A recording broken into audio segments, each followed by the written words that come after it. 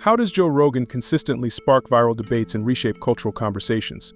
His fearless approach to controversial topics and ability to hold guests accountable make his podcast a hotspot for unfiltered clashes.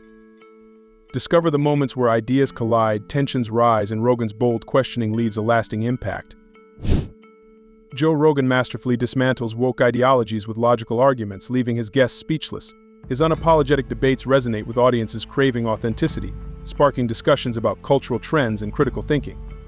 Reports from the front lines of kids in high school today, that shit's out the window. That word retard comes flying out of these kids' mouths. They're bringing that back strong. Yeah. They are bringing that back strong. Yeah. I'll tell you, that woke thing, it got into college, and then the high school kids, the ones coming up now, Yeah. they are rejecting it. I 100% agree with you, and I know that because the youngest one was in a complete fire zone of this woke culture, and he'll come back and tell us stories, and he just say, I just don't understand what the hell's happening. Joe Rogan boldly challenges woke narratives with sharp reasoning, exposing contradictions and fostering thought-provoking debates. His unapologetic approach leaves audiences captivated, sparking crucial discussions on accountability and cultural resilience. Works harder at sport. Yeah. That's what you get from a lot of people that work hard at sports. People that value hard work. And people that value hard work tend to be more conservative and less inclined to indulge people on their mental illness. You know, oh, you're a cat? No, you're not. You have cat ears on. They don't even look like a cat. You don't even have a good costume on. Like, you're not tricking people in the dark. Joe Rogan fearlessly critiques woke ideologies, exposing their inconsistencies with humor and sharp logic. His engaging debates challenge societal norms, sparking critical conversations and offering refreshing perspectives that resonate widely. And he said when a child has body dysphoria and they think they're fat, you don't tell them, oh yeah, you are fat. No, you help them. You say, no, you're not fat. This is just a mental disorder. Yeah. But when someone says, I'm a boy, you say, oh, you are a boy. Yeah. You don't say, no, sweetie, your name is Dorothy. Yeah. Shall we go shopping for dresses? Dorothy. God bless you. I just don't think you should be able to wear a fucking tail in school and hiss at people. That just seems silly. Yeah. It seems silly. Also, my friend's son goes to a school where you can't wear hats. So you can't wear hats in class, but kids can wear like duck ears or... Joe Rogan skillfully dismantles woke narratives, exposing flawed logic and emphasizing accountability. His incisive debates challenge overreach, fostering thought-provoking discussions that resonate deeply with audiences seeking reason and balance. No, I'm asking you to distance yourself from that. Is actually what I'm trying to do. But that's not what you're doing, though. You're associating him with that, clearly. I don't think so. You don't think that? Look at the way it's phrased on your article. This sort of race science is outdated and long since debunked, especially given the strong links between Atlantis and Aryans proposed by several Nazi archaeologists. That's like a part of the headline. So you want me to show you some tweets I've gotten from people that are fans of Graham Hancock No, listen, stop. Don't do that. They're not connected to him. They're just humans. There's a lot of crazy people in the world. This is you. We're talking about you. Yes, but what I'm trying to say is that people misinterpret Graham. There's lots of people on the internet that think that he's talking about a lost white civilization. Right, but this is something that you chose to highlight at the top of the page. Joe Rogan masterfully confronts guests with flawed arguments, unraveling contradictions with sharp reasoning. His unfiltered approach challenges complacency, igniting engaging debates that expose biases and inspire audiences to question mainstream narratives. But Jacques St. Mars excavated many other sites. Right, but are you denying that he was attacked for the very thing that you're saying archaeologists don't do? No, but I'm denying there's a coordinated attack. There was no coordinated attack. I've never said there's a coordinated attack. On Dillahay, there was not an attack? No, of course not. Was there more than one person? I have no idea. This was before I was even a scholar. How many architects were kid. Involved in this? How many, when the people that criticized Dillahay, that went after him? Oh, very large number. The Clovis First Lobby, the Clovis Police, as they used to be called by other archaeologists. It wasn't well, one think person. about how many people... Joe Rogan exposes hypocrisy with sharp precision, challenging baseless claims and defending intellectual rigor. His unwavering stance dismantles flawed arguments, delivering satisfying debates that resonate with truth-seeking audiences everywhere.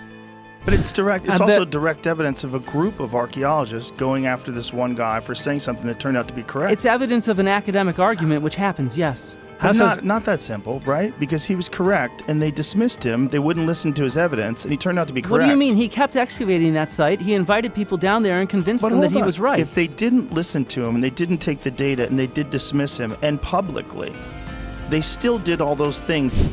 Joe Rogan brilliantly challenges the absurdities of woke culture, exposing its contradictions with humor and logic. His candid discussions empower audiences to question societal norms and embrace diverse perspectives authentically.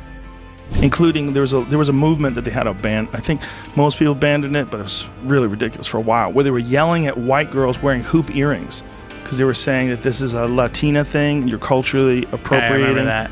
But it's not. Like, then if you historically, you got to go back to ancient Sumers where they invented hoop earrings. Mm-hmm. So are you from Babylon?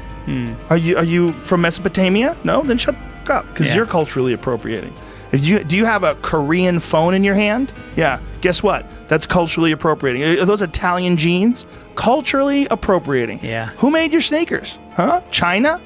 What the are we talking about? Culturally appropriating is one of the dumbest things, because that's what cities are. They're melting pots of awesome cultures, and they all get together. Just if you're a dude and you want to dress up like Bruce Lee, that doesn't mean you're culturally appropriating. It means you're a Bruce Lee fan, and it's kind of cool. You're admiring that, and so you're trying to take it on. It's all woke. It's all woke culture. It's this culture of compliance. They want you to comply. That's what it's about more than anything. It's getting people to change, getting people to listen to you and do what you want them to do. I want you to stop wearing the earrings. I want you to stop wearing dreadlocks. Meanwhile, dreadlocks, the Romans wore dreadlocks.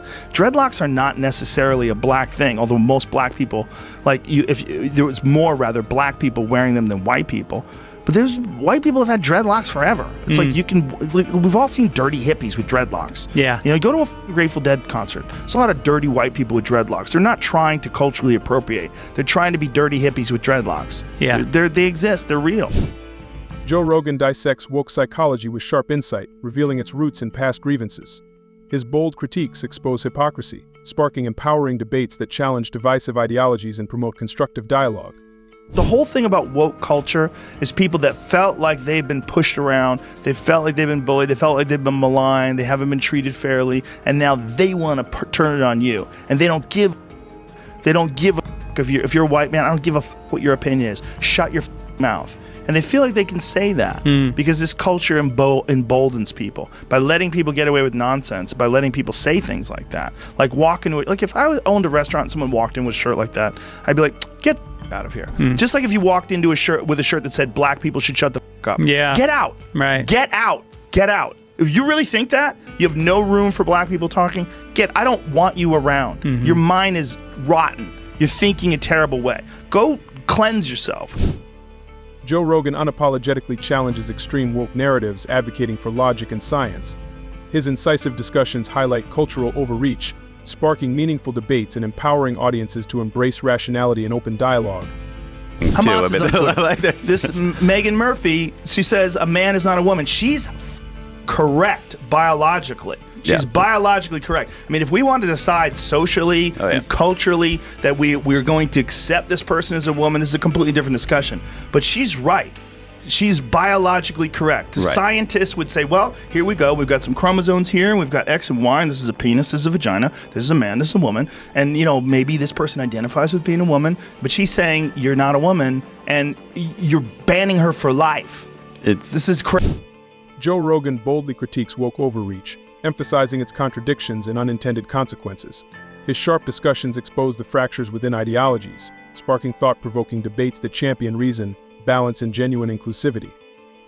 It is. But it's woke culture in its most boiled down form. It has nothing to do with white nationalism. It has nothing to do with race. It has to do with a person that feels like their own particular protected group, being a feminist, being a woman, and trying to carve out rules where women are protected. A lot of feminist groups were finally coming out and saying, no, this is not correct. We're a feminist group, so let's protect women, which I fully agree with.